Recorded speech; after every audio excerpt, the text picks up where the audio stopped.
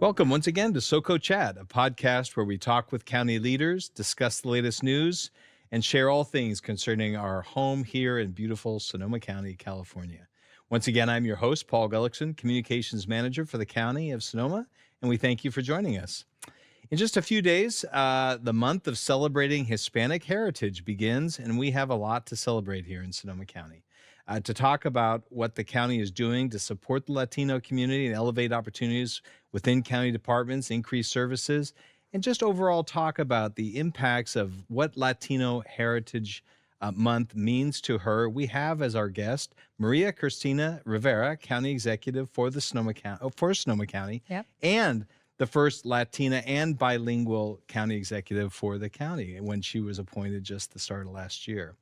But before we get to our interview, I want to first start, as always, with announcing a couple of our answers and trivia questions. In one recent episode, we asked the question, how long have members of the Bohemian Club, been meeting in the Redwoods outside of Monte Rio? And what was the first year that they started gathering in the Grove? The answer is the Bohemians established their first camp in a redwood forest in Marin County in 1878. And began renting their current camp south of Santa Rio in 1893 before purchasing the property in 1899 from Melvin Meeker. So if you wonder where the name Camp Meeker comes from, it comes from Melvin Meeker.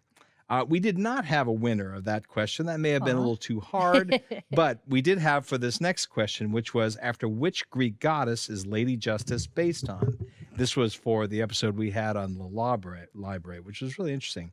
And our bonus question was, what local city gets its name, has name that are in Greek roots? The answer of the goddess is Themis, who was known as the goddess of justice, wisdom, and divine law.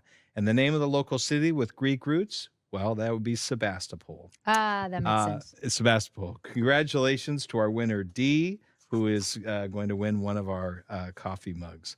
Now, for this week's question, in honor of Latino Heritage Month, the first non-native permanent settlers in our area were the family of a widow, mother-in-law of General Vallejo, and aunt of the ex-Mexican governor, Pio Pico. What was her name? And as a bonus, what public entity is named after her? If you know, call us at 707-565-2242 or email us at publicaffairs@sonoma-county.org. And if you're correct, you'll be entered into a drawing for a chance to win one of our coffee mugs this week. So with that, let's get on with our discussion. Welcome once again, Christina. Thank you, Paul.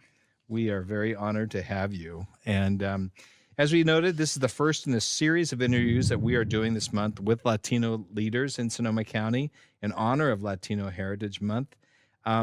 Christina, according to recent census data, Latinos represent roughly 27% of the population of Sonoma County. That's almost 140,000 people. More than a quarter. Yep. That's right. More than 1 in 4. Statistically, Hispanics and Latinos make up most of the labor sector, as we know, which includes agriculture, construction, painting, hospitality, and childcare. The county has made it a priority to grow in its efforts to not just honor and celebrate our Latino community, but to encourage more Latinos and Latinas to become involved in county government and even consider working here. You've talked about that. Yes, please. Yeah. You obviously played a key role as serving as a positive role model in that regard. Do you think the county's making progress? I do think we're making progress. I know that we are looking at ways to make it easier for people to apply. We're looking at ways to make sure that people of all communities, and hopefully also very much so our Spanish-speaking Latinx community, be willing to participate in our committees and commissions that helps us many times influence the way that our board legislates. So we need to hear all those voices. I know our board has put in, not only given us a direction, but also put in the resources that we continue to discover ways to lower the barriers, not only to bring people into employment, but also to increase the possibilities of folks wanting to put their valuable time in helping us out. Yeah. Well, I love your personal story about how you came to work for the county and how you never saw that as a possibility for you. Yeah. Would you mind reminding listeners how you got your first start at the county? Yeah, and I get giddy with my story because it's still, after 28 years of working with the county, is still pinching myself because like, what? You, not only am I the first Latina, bilingual, but I think what is more remarkable to me, I'm the first English as a second language leader to get the county executive job. Who would have thunk it? Right? I mean, come on. Here I was, going through school worrying about, how to pronounce things. And it is an effort, but it is an effort that has caused me to have certain contributions and talents that I can bring into the conversation. And so I shared before with you that a cousin of mine suggested that I submit an application. And my first reaction was, well, that doesn't make sense because I don't know anybody in the county. Yeah. Growing up in Mexico, my culture, at least my experience back then was one of, in order to work in government, you need to know already somebody in government. Had to weigh in. Or you need to be related to somebody in government. She's like, oh, no, it doesn't work like that. He was like, that is weird. So I submitted an application. I was successful to be selected for consideration and eventually for a position. And it's astounding to me that it was a position that it was in the administrative area, which was in alignment with my education, but it was in a training kind of mode. So really helped me, not come too anxious to try to deliver like the full package because I was just trying to get my legs under me and understanding government on this side of the border. And then after that, my story goes like this. There were other people who were encouraging me to get more training or participate in like even employee committees. So because they saw in me the opportunity for me to elevate my contributions before I saw it in myself. Right. And they just kept on pushing me and encouraging me. And pretty soon you are elevating from one level of responsibility to the next. And long and behold, here I am sitting as your county executive. Again, who would have thunk it? Well, and you found that each step of the way, whatever position you had, there was always opportunity for growth. And I think that's one of the messages we want to let people know. And right? there's, this is an organization that is 43, maybe I think we're up to like 4,400 employees, 26 different operational departments. The world is your oyster in here. You may come into one department, and then you have access to another department that interests you. You can go try that out without changing employers as many times as you want. Right. So you don't need to necessarily know your career path or have it laid out. Here. Come explore it. There's opportunities. Yes, absolutely. Yeah. Well, that's exciting. Well, you even had your job changed even in just the year and a half you've been here. The Board of Supervisors recently changed your position from county administrator to county executive. Would you mind explaining to readers what that entails and how your responsibilities change? Yeah, and I'm glad for that question because, as I was saying before about just when you think of government, you think it's this strange thing. And we do make it strange with some of our terms that we use. Yes. The board decided to revise the county administrator position, the way that we used to term it, into the county executive position. The interest there is the board wanting to modernize the systems in which we manage our county programs. And the way that they did that was by moving down to the county executive position, the direct support to the different operational departments. Whereas before, many of those same departments, in order to get direction in some fluidity in the way that they are doing their business, they have to go through the Brown Act and go through certain hearings before they can engage the full board. And it's difficult for some of our very brilliant department heads to really execute on their creative, good ideas if they first have to go, very legislatively speak to the board. This way, we're hoping we're going to have a more fluid system of supporting each other, of troubleshooting each other. And as long as we stay within the policies and the constructs that the board legislates, we should be doing a good job for our community. So the overall goal is you're hoping to build more efficiencies and being able to, and putting the board in a position to make clear decisions and not micromanage in some areas. They don't have to. I think their time is best spent on the big challenges and on the policy broad making, and trusting that the rest of us can go take care of the mechanics without having to come to them every step of the way. Yeah, well, I think the key word there is trust. I mean, obviously they're putting more trust in you and your team to really be able to manage that. And so Yes. that's Yeah, I'm that's a real grateful for honor that. thing. It is a really Yeah. honor. Yes. Yeah, that's great. Now it's up to me to make it work. There you go. Well, also the last time we had you on SoCo Chat, we were discussing the high number of staff vacancies the county was dealing with at that time. Has the situation improved since It then? has definitely improved a lot. So I'm very thankful for your listeners and the community participating and actually giving the county a chance. Mm-hmm. I'm very grateful for the Human Resources Department who, in collaboration with all the other departments, have looked for ways to reduce barriers for folks to get through the process, because our process can be sometimes archaic and extensive. And sometimes we lose really good candidates that don't have 6 months to wait for an answer. Right. So it has gone. We have accelerated that. We have accelerated that. We have, made sure that we understand that our hiring teams know how to, continue to keep candidates engaged and informed so that you don't have to wait 2 months to find out whether or not your application was accepted. So it has improved. We are now below the 10% vacancy, which is where in my 28 years of working with the county, that's normally where we operate. Yeah, we're actually, from what I understand, we're actually close to 9% at this point. That's fantastic. And we were at 3, which is a big, that's a big difference. We were at 12. Yeah, we were at 12. And when you think or 13, 12, 13. You think about it, a 4,400 employee organization is bound to have a lot of vacancies. Sure. Yeah, there's always some openings, but we always still have openings. And if you're interested, go on the county website. Please consider us, especially if you have lived experiences and have, your community knowledge, your talents, and, if you have a second language, whatever that language is, please bring it to be a tool for us to serve community better. Well, that segues to my next question. What would you like the Latino community in particular to know about what it's like working for the county? I mean, you've established your role model that it's possible for somebody to rise to all levels. Yeah. I would say to my Latinx community that to please consider us because if most of us have had the experience, whether we're Spanish speakers as a first language or simply just coming from a different community that often is dialoguing in Spanish or maybe does not interact with government very often, it's so helpful for our community to come to our service counters or to be engaged in our programs.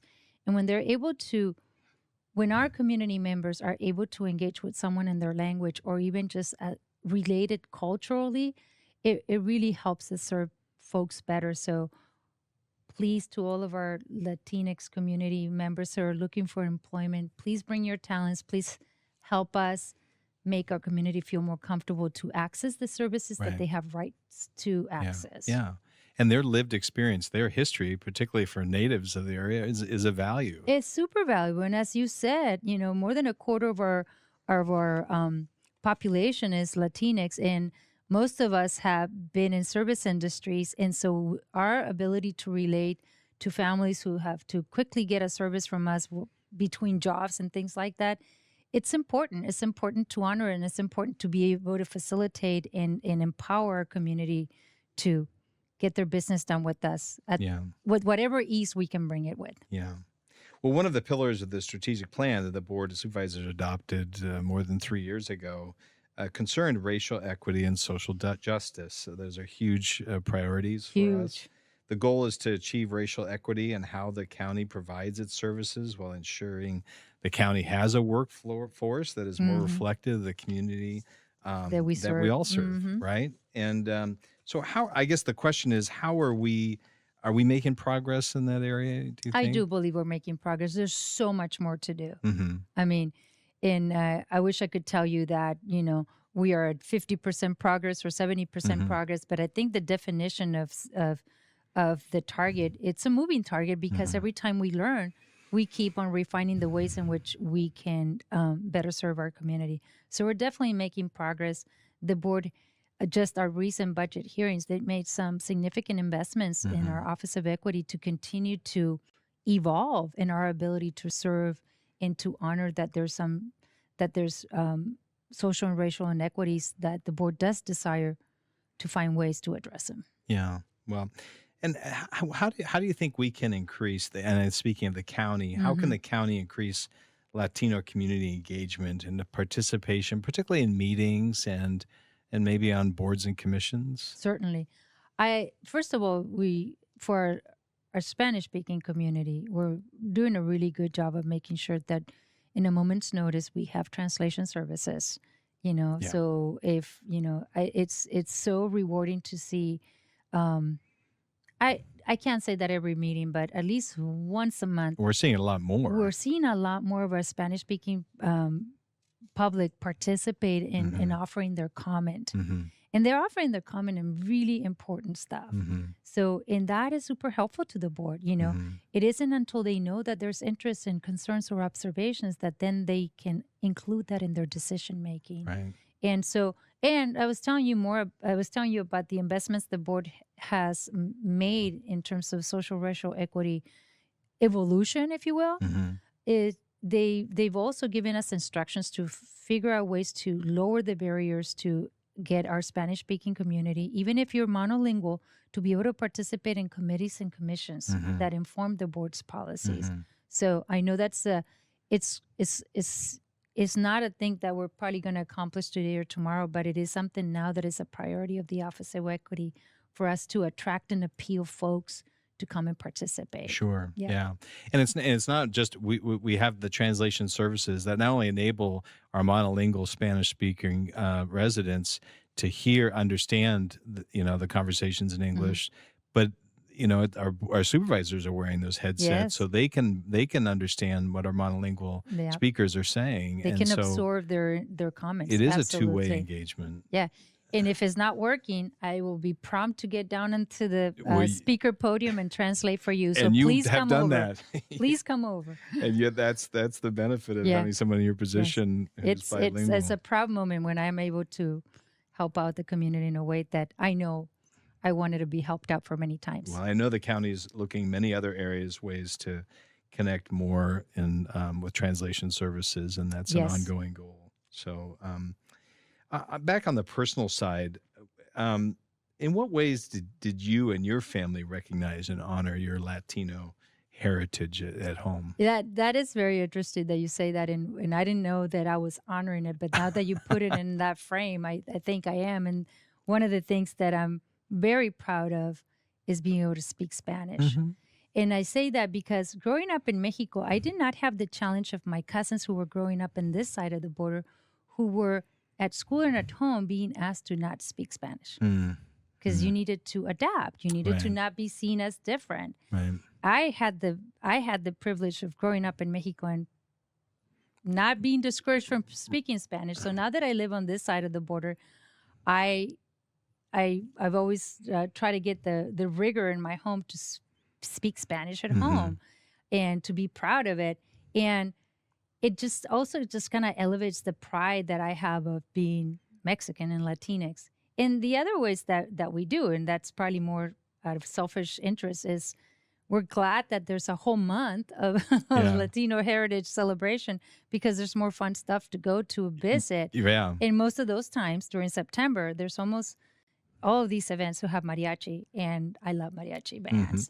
And nowadays, we even have mariachi bands with really young people. It's Yeah. just so rewarding to see. Yeah. So we do that. We participate because we like to eat and listen to music, and I love to see my kids speak Spanish with the community. Well, It's infectious, Paul. It's infectious to be proud together. Oh, absolutely. Yeah. I can see that, and Yeah. I'm sure you're encouraging your kids to keep up with their Spanish speaking Absolutely, skills. absolutely. Yes. Because so many of our generations who came here. I mean, I came from a Swedish family, yeah, and my you're grandmother would discouraged. never let us speak Swedish. She wouldn't even teach us any Swedish. Because they didn't think you were going to ever Right. to use it. So Yes, now my yes. son has gone back to Sweden, and now he speaks it fluently. He has and to he's- start from zero. He started with zero, but but it is our heritage is important. Our and heritage is very important. Yeah. It's just it's part of your identity. And like I said, it pretty soon when you're in a group, it just swells of pride, and that's a good feeling. It is a good feeling, It's and I a- sense it. When I go out to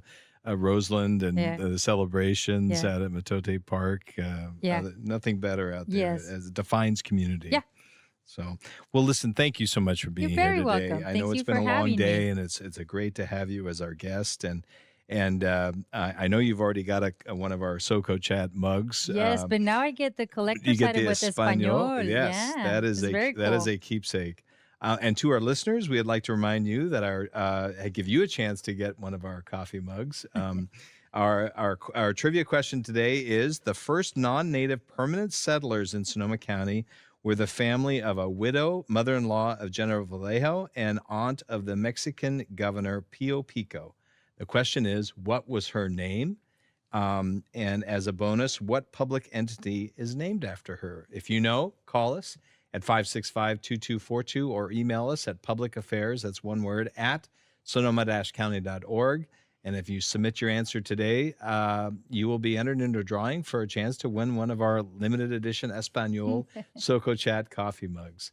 Also, if you have comments about this or any other segment, or have a suggestion for a topic for a future discussion, please, we'd love to hear from you. Email us at that same address at publicaffairs@sonoma-county.org. We thank you all and hope you continue to follow us on Spotify, Apple Music, Amazon, and of course, YouTube. We look forward to seeing you next time. Thank you, Christina. You're welcome. Thank you for having me.